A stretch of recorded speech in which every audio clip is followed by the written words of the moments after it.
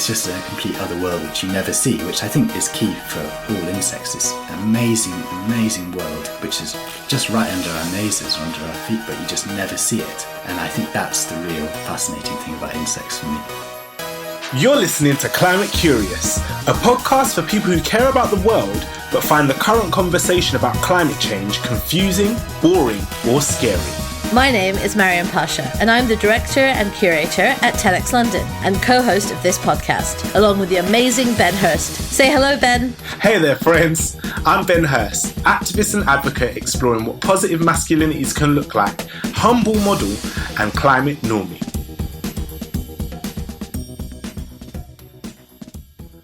Oakley dokely.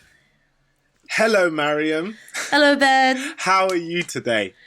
I am excited to be recording this with you. It is exciting. This is an exciting episode, and I'm going to start us off with a question because I want to know how you feel about insects. How do you feel about bugs? Yes, it's a simple answer for me. I do not like them. I'm actually really arachnophobic. Really? Yeah, like seriously terrified of spiders. Like I have horror dreams about them. I'm not terrified of bugs, but I don't like them. Because I don't like insects either at all. I'm not an insect person. Like, you know, there's some kids who are like, oh yeah, let me pick up the worm. Or like, oh yeah, no. I wasn't that kind of kid. I was like the kid who was like, Mum, can we boil those ants? Like, I don't like them. I don't want them near me. And I was trying to like trace it back in my mind and think about where it comes from. And I think my first memory of insects is like being stung by a bee, which is maybe where the kind of fear element comes from for me. But there's something about them that's like, they're just weird. Like, they're just different. Loads of them have like skeletons on the outside. They have like too many legs. They're like dangerous, maybe venomous. Like, I remember growing up and thinking, oh, if I get bitten by a spider, any spider, it will poison me. And I'm so I feel sorry. like we need to put a trigger warning on our opening of this episode for people. I wish I didn't feel this way about them, actually, because I feel like it limits me. Right. Okay. The only time that I've ever felt maybe slightly different about insects was when I watched Honey, I Shrunk the Kids. Have you ever seen that film? Oh, yeah, I love that. Right? And you know, there's like, they all shrink down and then the giant ant is like trying to protect them and trying to save them. Oh, and it makes me wonder whether we are being slightly unfair. Do you know what I mean? Like, if you think absolutely. of insects as people, I don't know, this is a weird direction to take this in, but if you think about insects as people, I wonder if we're maybe judging them too harshly. Why are we talking so much about insects, Ben? Why are we talking so much about insects? We're going to be talking to an insect expert today. So, in fact, let me introduce our guest today. So our guest today is Will Hawkes, and Will is an insect migration researcher and a scientist at the University of Exeter. His work basically involves following insects all around the world. He is like a modern day explorer. And you know, like when you were little and you used to have dreams of like climbing mountains and swimming down to the depths of the ocean and discovering new species of animals. Will is that guy. So I'm going to hand over to Will to introduce himself. Welcome, Will, to Climate Curious. Wow, thank you both.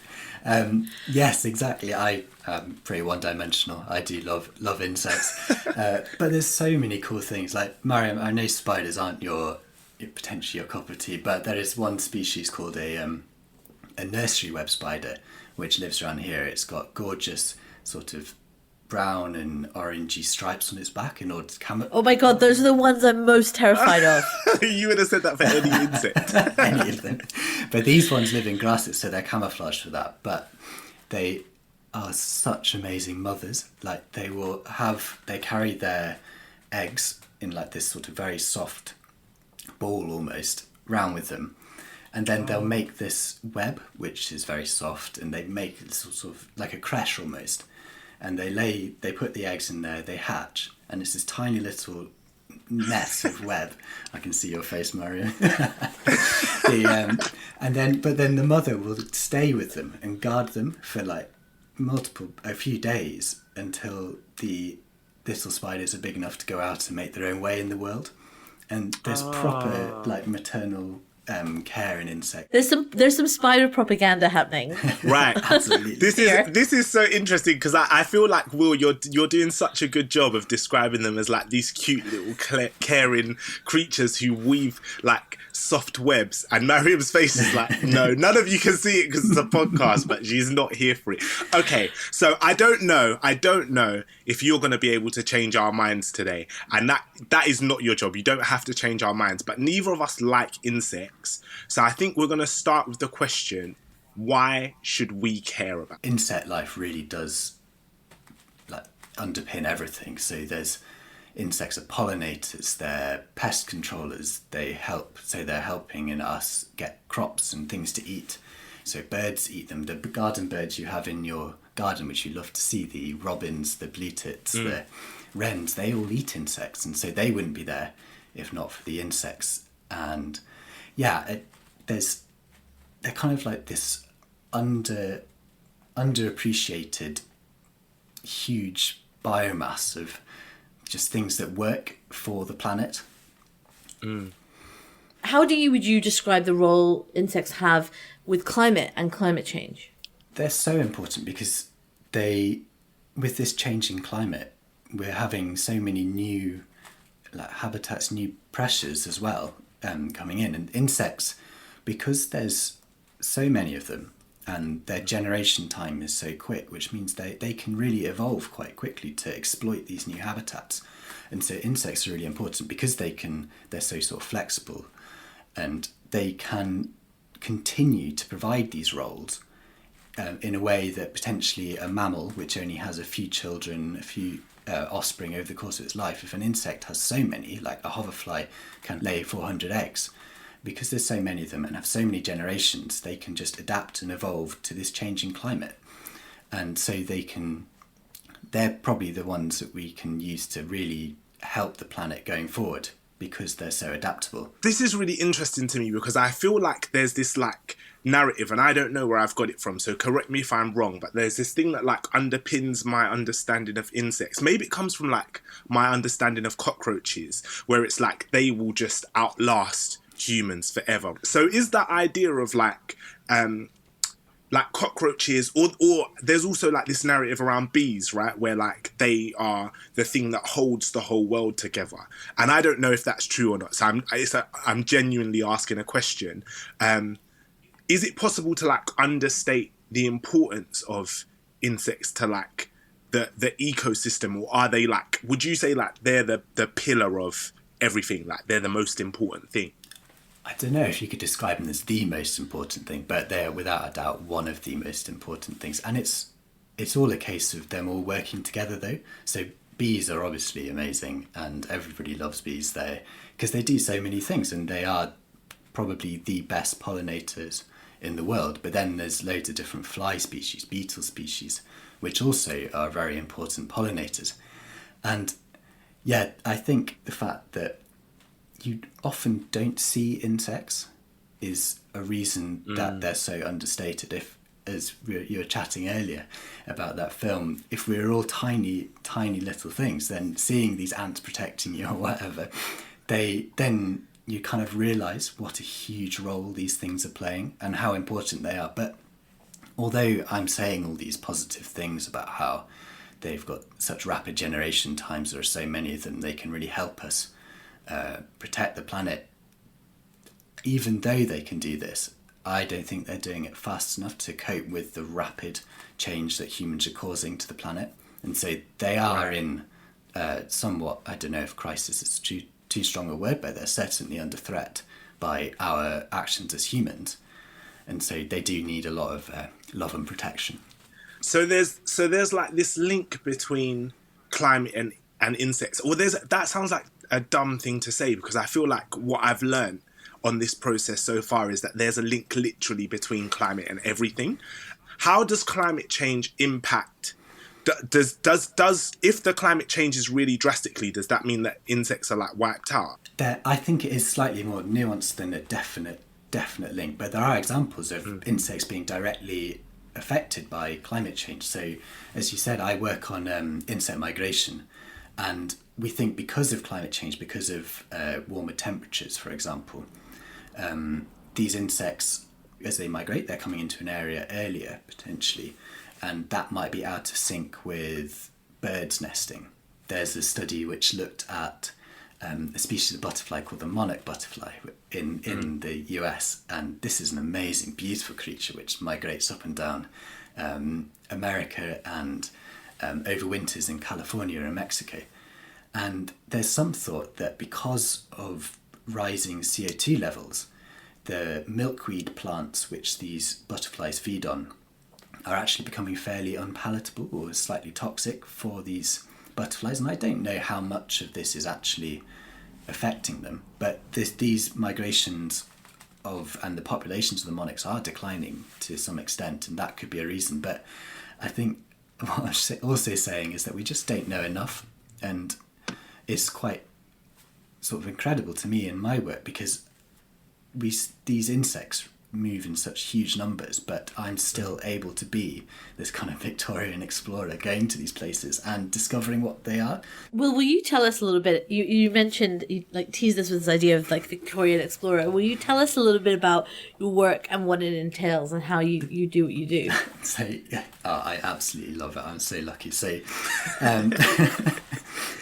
I grew up, and I'm from Northeast Wales, and I spent my life going around just grabbing insects out of the garden, and because they were so easy, and then like showing them to my family, and that sort of inspired me, this ability to go up and hold these insects, which you can't really do with a bird or anything. And then I went to uni down here in Cornwall at the University of Exeter, did zoology, and then a PhD in insect migration, and it's this kind of wild, I can't believe it's work really. I get to go to two, because the insect migration seasons each year are in spring and they're in autumn.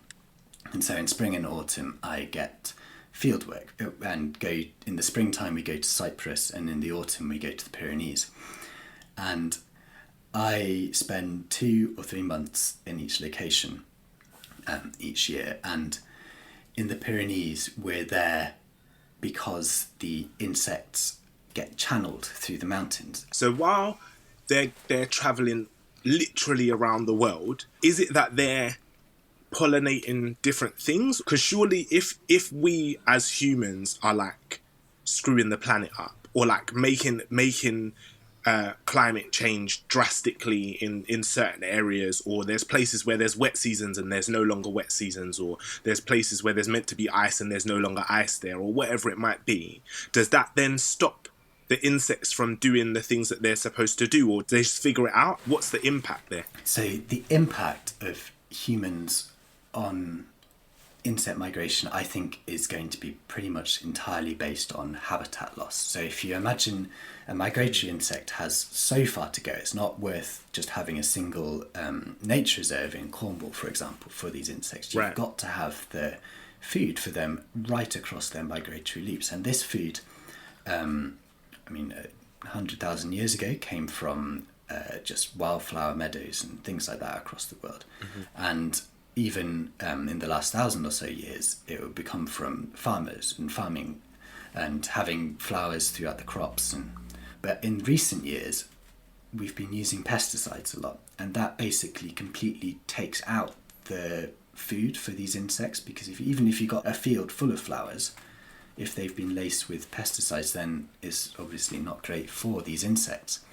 And so habitat loss and the breaking up of these migratory flyways is, I think, one of the biggest threats that we see to these insects. And they have such important roles, as you're alluding to, Ben. Like, the pollination is just, bees are really, really, really good pollinators, but a lot of them don't have the migratory behaviour.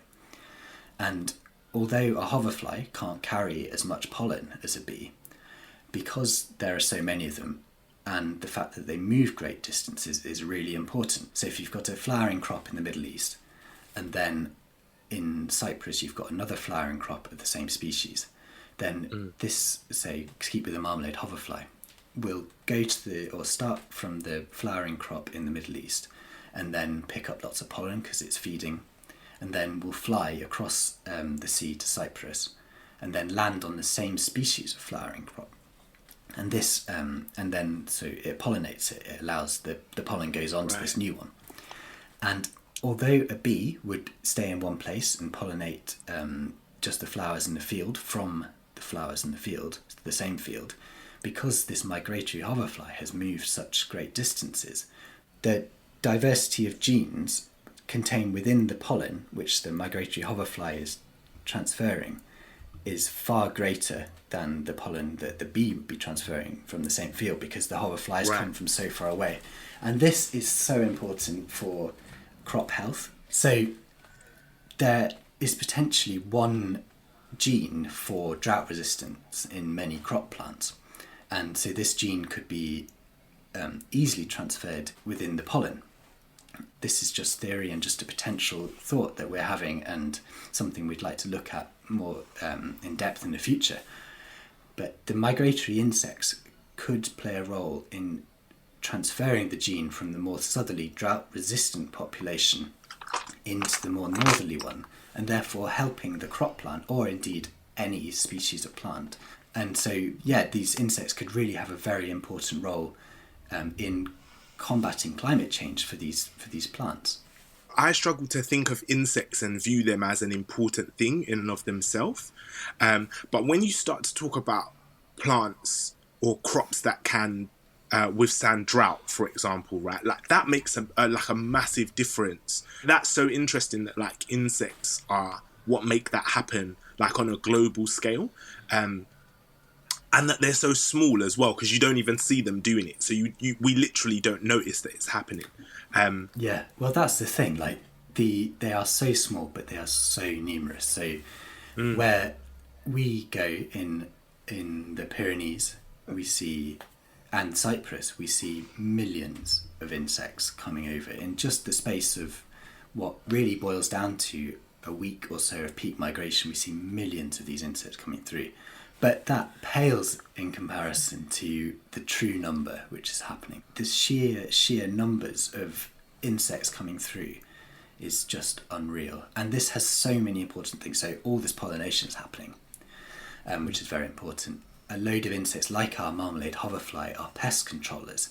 But I think the most important role that these insects play is one that we don't know anywhere near enough about. And that is the role of nutrient transfer. And so these insects, we know that they migrate in huge numbers, and we also know they're multi-generational. So when they get into an area they want to lay their eggs, then they will lay their eggs and then they'll die. And so their bodies go, if they're not eaten by a bird or something, then they'll go into the soil. And these insects contain nitrogen and phosphorus, which is really, really important for fertilizing plants.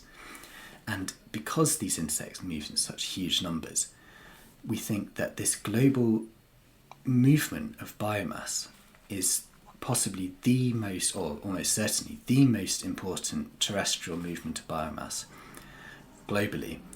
And because all this nutrients is going into the soil, the plants might be actively relying on this regular seasonal movement of nutrients in order for them to maintain their own populations, in order for them to bloom or to maybe even grow.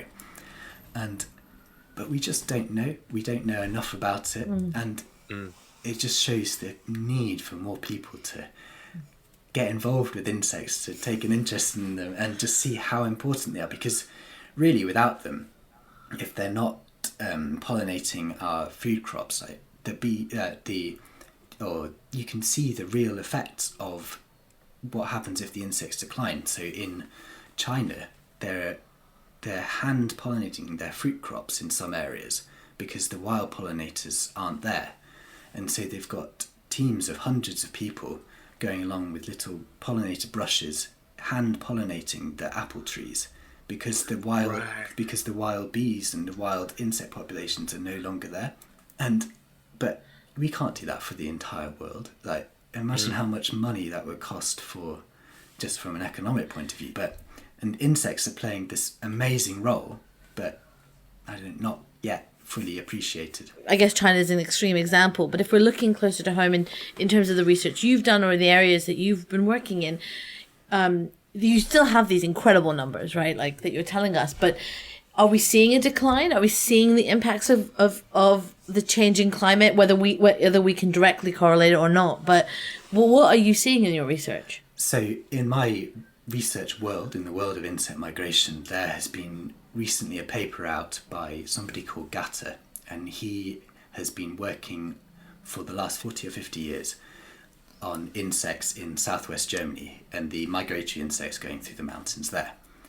And by comparing the insects which eat aphids, which is the hoverflies and a lot of the other migratory species which rely on crop pests or crops and things like that, he's found that those insects from the 1970s to now have declined by 97%, which is just unreal. So we were seeing, it's just huge numbers. This is like we've seen maybe a few million, like under 10 million in the Pyrenees. Then that could be almost like 100 million or more, tens and tens of millions of things coming through, which just 50 years ago. And this is just showing that things are moving too fast for the insects to keep up with and keep evolving and adapting to. So they do definitely need our help. And the numbers are properly scary. I mean, 97% is bad. Like that's not a small change, right? Like that can have major knock-on effect. It feels like insects can play a much more significant role than we've actually until now realized, because now that we're starting to see these ideas of like, if the birds are migrating, they're obviously migrating maybe for food, maybe these insects, then if we disrupt these patterns, that we can have quite major knock-on effects from the disruption of these patterns, which is kind of what climate change is all about, right? Is that like we don't know enough to know what the changes will mean, but they're probably going to be pretty bad. And 97% feels like it could be pretty bad. There's a little bit of precedence, a little bit of evidence of what happens if we cut off this migration. And that comes from fish and the herring migration around the North Sea. And these herring, they migrated around the North Sea. They were just fish to almost extinction, that overfish in the North Sea. And then suddenly the shellfish stocks just completely collapsed off the coast of Scandinavia, and they didn't have a clue why this was. And then they realised that these shellfish and lobsters and things like that were all actively relying on the movement of herring because they spawned off the coast of Scandinavia, and so they released loads of eggs, and all the crabs and shellfish and everything, they just went on and ate all the eggs, and that sustained their populations. And so this regular seasonal movement was relied upon by these shellfish, and so obviously this affected a load of human livelihoods and things. And then so that's exactly the same thing that could happen or potentially is happening with the insects. But also these herrings have, since we realised this and stopped overfishing them, they've started their migratory loop again and allowing the shellfish stocks to come back. And that's exactly what can happen with the insects as well. As we said at the beginning, they're so resilient because they lay so many eggs that they have possibly the best chance of any animal group of really combating climate change and adapting to it. So there's a lot of hope there, definitely. And I think the way that I'm feeling at the moment is like, we're potentially stumbling upon a bit of a crisis here that we weren't even aware of, and that still maybe researchers aren't fully aware of, or there's more work to be done around that kind of stuff. And I'm wondering what role I, as Ben, living in London, play in this, and what things I can do to help the insects, even though I don't particularly like them. But what can I do? Because it's important, right? Like, regardless of how I feel about them, like, I think what I'm understanding and what I'm learning is that their survival is really important, and is also like much more intrinsically linked to my survival than I realized. So how do we help them survive? What can we do? I genuinely think it's such an easy answer. I think the main thing is almost taking an interest. David Attenborough, one of his quotes was, "What you don't know, you can't love." And I think this taking an interest is just so important. People in the cities have such an important role, as well as everyone listening, and that's by planting flowers if you can. So if you're on your balcony planting things like, so there's little plants like even chives and oregano which you can eat, and they're great for so many insects. Little heathers are really good, and there's something called pulmonaria or lungwort, and loads of bees love that, as well as other insects, borage as well. But also seeing dandelions in your, if you've got a little bit of lawn and dandelions are coming up, definitely don't cut them, because these like tiny little suns just attract the insects in. And just walking around down here in Falmouth a month or so ago, everything was crowding onto these dandelions because they're such important early spring resources. And there's been some research recently showing that there's actually a greater variety of bees in urban areas than there are in rural areas, because there's so many of these tiny microhabitats, because humans are doing so well at putting these plants on their balconies and attracting these insects in. And the people at the species list in the Natural History Museum's garden right in the middle of London is just absolutely insane what they get, because there's just such a variety of plants there, which is so important for these migratory insects. So doing that, eating organically, trying to maybe put pressure on the councils to stop cutting verges so much, and appreciating the wildflowers rather than just the flat green lawns is very important. It's just a complete other world which you never see, which I think is key for all insects. This amazing world which is just right under our noses or under our feet, but you just never see it. And I think that's the real fascinating thing about insects for me. You know what I love listening to you, Will? First, I definitely want to become like a migratory stop for bugs. Like, I'm really into this idea of like using a tiny little windowsill to be like a stop on the highway of the migration journey. Given that I like spent so much of my life working on human migration, I feel like I should just get into this. Yes. But you know what I love, and I don't know if, Ben, you feel the same way, given that we both have a dislike of insects when we call them insects, is every time I hear you speak, Will, I feel like all I can hear is this incredible love and appreciation and fascination that you have for these creatures. And listening to you love them and be enthralled by them makes me want to know more about them. And I think that's what you're talking about, right? Like, there's the physical things you can do, but if you are, you know, it's just, it becomes easier to care about them when you hear about them talked about in such an interesting way. That is completely the point. I don't know, going out telling your neighbours you had a marmalade hoverfly, you had a cabbage white butterfly or peacock, whatever butterfly coming into your little patch of flowers, and then having it as yours, and then telling someone else, making them want to do the same thing. I mean, yeah, like I would love, for example, for listeners to plant some of the species that you were talking about, the flowers and the oregano and the chives and the heathers and stuff. Take little photos of those plants and send them to us. Yes, definitely. Right, because we'd love to see what listening to this has inspired you to do. Okay. It's time. It is time for our climate confessions. And now, it's time for our climate confessions. Let's fess up to the bad habits we just can't kick. What is the thing that you do that maybe you shouldn't necessarily be doing? What is something that you maybe struggle with? And I think the reason that we do this is because it can be really easy for us to think that there are people who have just got it perfect, right? Think that there's like a binary of either you're doing the good stuff or you're doing the bad stuff, and there's no in between. And I think actually the conversation is probably a lot more nuanced than that. So we're interested to know if you have a climate confession today. There's so many things I do wrong, but I think the main daft thing I do is that I really love running, and I also have a favourite type of running shoe, and also the company that makes them are really, really nice, and they've got great customer service, but they also have a 6-month warranty. And so my plan at the moment, which has been going on for about 3 years, I'm definitely not going to name the company because they will never sell another one, is that I run as hard as I can to wear them out within the 6 months. And these are plasticky running shoes.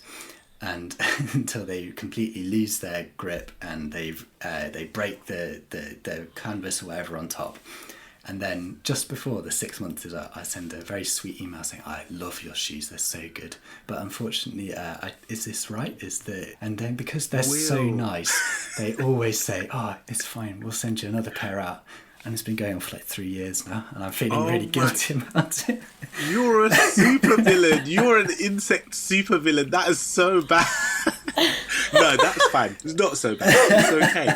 Thank you for being honest. The judgment, and Ben. The judgment. I'm so sorry. You're only judging Ben because you didn't think of doing this first. I know. I'm definitely going to do it as well. It's on my... No, that's not what this segment is for. I'm not going to do that anymore. Thank you, Will, for sharing that. Maryam, Ben, do you... Oh. I was going to ask you if you have one. I do have one.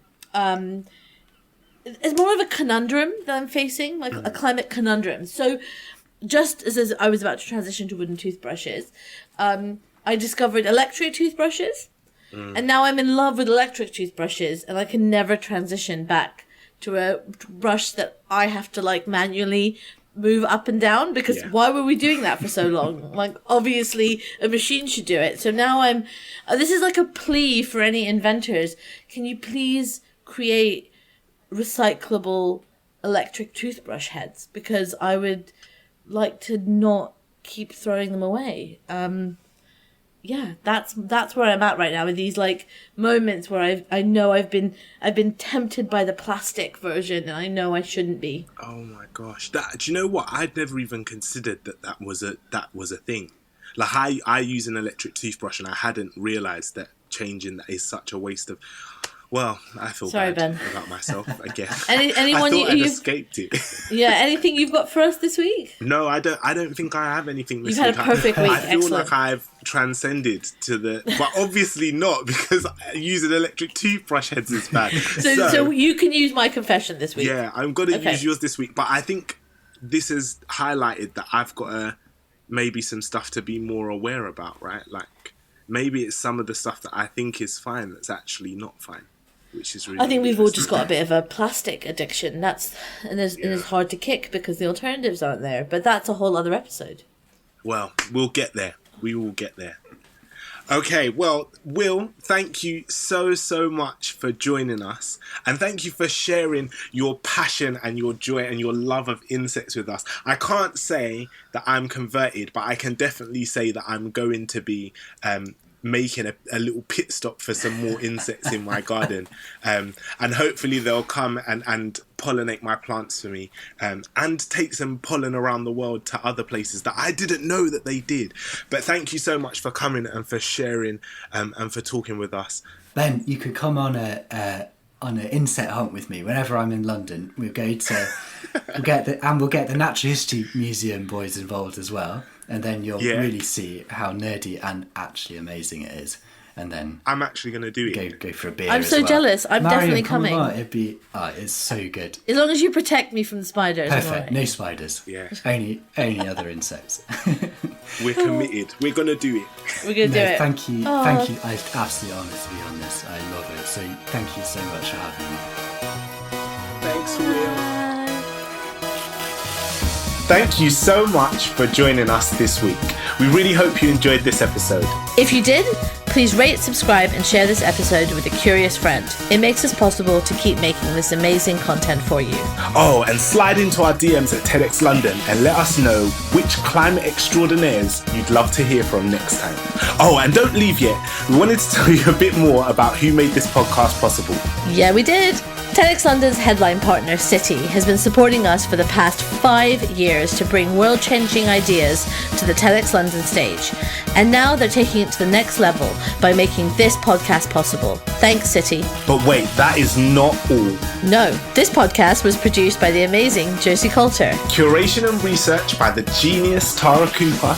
Artwork designed by the visionaries that are Sabrina Russo and Rebecca Mingus. Mixed and engineered by the iconic Ben Beheshty, aka The Falcon, who also composed our banging theme tune. Presented by me, Maryam Pasha. And by me, Ben Hurst. Stay curious.